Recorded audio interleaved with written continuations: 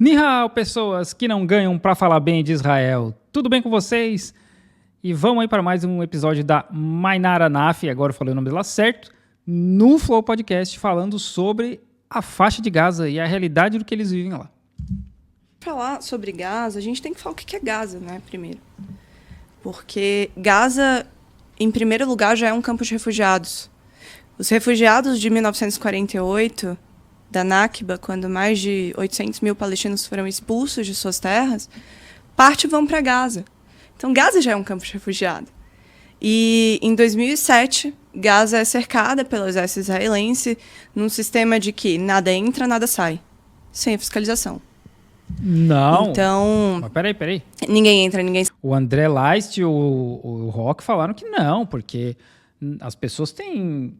liberdade de sair de Gaza, 20 mil pessoas por dia, né? De uma população de 2,2 milhões de pessoas. 20 mil pessoas têm liberdade de sair e entrar em Gaza todos os dias. Não é uma prisão. Assim. Sai sem fiscalização, comida não entra, comida não sai sem fiscalização, enfim. O abastecimento de luz, desde 2007, é de 4 horas diárias. Imagina, 4 horas por dia de energia elétrica. Parece... uma empresa privada brasileira, né? Fornecendo energia elétrica, só que muito pior. 4 horas por dia. O abastecimento de água é extremamente precário, porque 96% das fontes de água da região são impróprias para consumo. 47% da população de Gaza tem até 17 anos, então olha a expectativa de vida dessa população. Pois é. Terrível. As pessoas morrem muito novas, né? Imagina, não tem nem água potável, cara. É pior que uma prisão.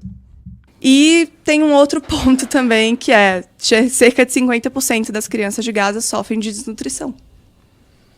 Então, a gente está falando de uma população que é 2,2 milhões de pessoas vivendo numa faixa de 41 de largura, de 41 quilômetros de largura por 10, de 41 quilômetros de extensão por 10 de largura.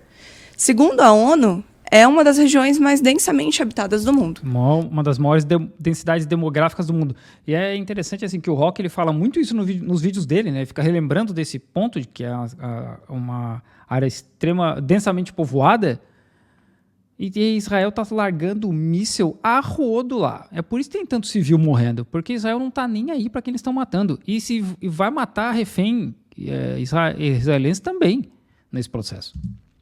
Segundo a própria ONU também, é a maior prisão a céu aberto do mundo. É um regime de apartheid. São dessas pessoas que a gente está falando. Então, já é uma calamidade por si só. Já é um ambiente infernal por si só. O desespero, o impacto psicológico, né, sobre as pessoas que vivem ali, sobre o jovem, falta de perspectiva. 80% da população depende de alguma ajuda da Agência das Nações Unidas para os refugiados palestinos. Então, assim, é um desespero realmente muito profundo, né? Essa vivência. Ela está falando do controle, tem coisas que são meio diabólicas, assim, porque o controle israelense incluía um cálculo sobre o mínimo de calorias que cada pessoa deve consumir por dia, e eles limitavam a entrada de comida a esse mínimo, sabe? Sabe quem fez muito isso? Os ingleses, os britânicos aqui na Índia. Porque eles queriam racionar a quantidade de comida que eles davam para a população local, para trabalhar, né? Porque assim, a Índia, assim como a China, sempre teve uma população muito grande.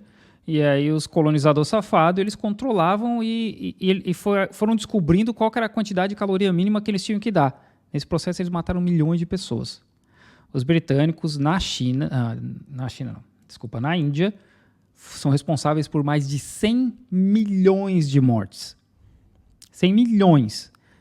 E até hoje não tem nada de... Os britânicos têm que pagar de volta para a China, né? Então, toda essa treta de Israel, Palestina, tudo isso é britânico, cara. A treta que tem entre Índia e China aqui nos Himalaias é britânico. Assim, onde os caras botaram a mão, eles fizeram merda. De calorias... Então, realmente, é uma operação muito... absurdo, né, cara? Absurdo. Muito... Tem um argumento para fazer isso, assim, de maneira tão severa? A realidade é assim... Tem colonização, racismo, porque a gente tem que lembrar que Israel foi criada por judeus europeus, né?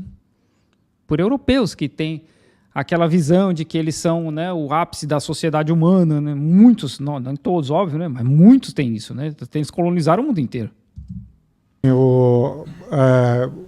O Hamas, né, que se formou nos anos 80, final dos anos 80, ele foi formado inclusive com alguma colaboração israelense para poder fazer frente ao OLP, Sim. Que era na época o principal adversário. Quando a OLP fez o acordo de Oslo e passou a, né, acreditar que o acordo daria em um Estado, né, e que Israel cumpriria isso, o Hamas e outros grupos de resistência se mantiveram na ideia de que não tinha acordo com Israel, né? Só que... Mas assim, por quê? Porque por décadas Israel só piorava a situação dos caras, né? Aí chega uma geração nova que começa a enxergar que ou a gente parte por uma luta armada ou eles vão dizimar a gente mais rápido. Porque eles não queriam que o Estado de Israel fosse ali simplesmente. Eles não... Bom, primeiro, eles têm uma posição de princípio, né, de que o Estado de Israel não deveria se constituir ali. Tá. Aqui há sempre uma questão, né? O problema não é estritamente com o judaísmo ou com os judeus, é com a figura do Estado de Israel. Que é um Estado fascista colonizador. E eles não acreditavam que os israelenses e os americanos cumpririam as promessas, como de fato Nunca não cumpriram. Em 2005, eles ganharam a eleição geral palestina e formaram um governo, digamos, de coalizão com a autoridade palestina. Mas conseguiram governar menos de 2 anos, porque os Estados Unidos forçaram uma espécie de golpe de Estado. E houve quase que uma guerra civil entre eles, e o Hamas ficou isolado em Gaza, né? Ele, digamos, dominava em Gaza e na Cisjordânia ficou a autoridade palestina. Então, o fato da resistência estar em Gaza e ela ser muito populosa, né, muito concentrada, os israelenses disseram, vamos sair, não vamos dominar isso daqui diretamente, mas vamos controlar todo o entorno, o mar, o ar, quer dizer, transformaram numa prisão, né? E esse é o regime que vige desde 2008, esse isolamento absoluto, né? E aí, pessoas como o Rock ou o André Leist, eles dizem que os judeus saíram de Gaza, né? Israel retira ali os judeus de Gaza, porque era para deixar Gaza só para os palestinos, né? Mas a ideia justamente é fazer o que está sendo feito hoje, que é bombardear, invadir, matar todo mundo sem se preocupar se eles vão acertar judeu ou não, né? Ou israelense ou não, porque eles não estão nem aí, cara. Eles não estão nem aí, eles estão matando cristão, estão matando lá o pessoal da igreja anglicana, estão matando, sabe, tudo quanto é pessoas. É um absurdo, cara. O que Israel faz E o pior é que a gente está assistindo isso, né? É televisionado e o mundo inteiro. E, para mim, uma das coisas que mais me espanta é que os países do mundo árabe, os vizinhos ali em volta, ninguém começou a cortar relações com Israel, sabe? Em solidariedade aos palestinos. Ficou só na conversa, mas ninguém chegou e falou, manda os embaixadores voltar para casa, porque a gente está desnormalizando as relações com Israel e tal, vai cortar relações, sei lá. Eu nem falo de ataque militar mesmo, mas de começar a fazer alguma coisa que tenha algum efeito prático de verdade, né?